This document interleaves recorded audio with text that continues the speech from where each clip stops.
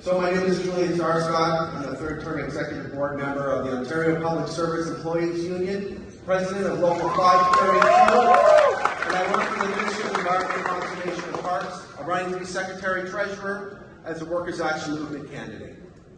We are living in one of the most active periods of union struggle seen in decades across North America.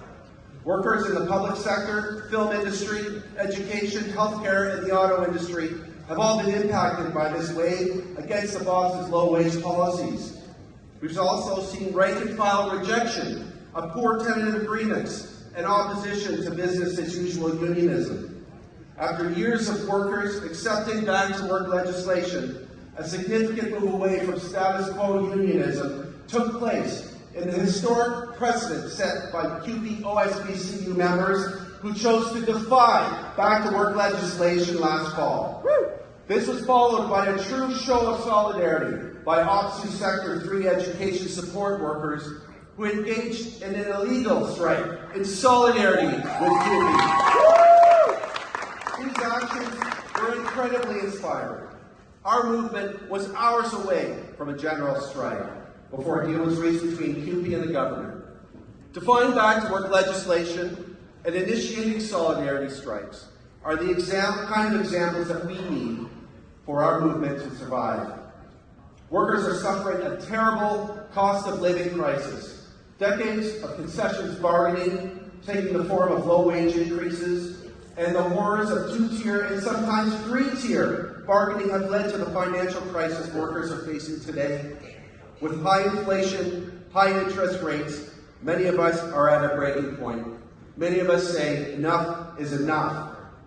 Leaders of our movement must be bold and vocal proponents for mass job action and not simply act as bureaucratic administrators. Strikes get the goods, and a general strike would open up opportunities to make real structural change. It would reaffirm organized labor's role in society by hitting the capitalist class directly. Much is now at stake. The anti-union, bigoted, transphobic far right is on the rise in Ontario and around the world. Punished by a declining standard of living, some workers are unfortunately and unknowingly being pulled into right-wing populism. The labor movement is a potential counterweight to this campaign of hate, but we need to earn the trust and confidence of workers both inside and outside the labor movement. We need to demonstrate that we are the force for progressive change and economic justice. But we must also stand with the oppressed peoples around the world. Be it in Palestine or in the Congo, solidarity knows no bounds.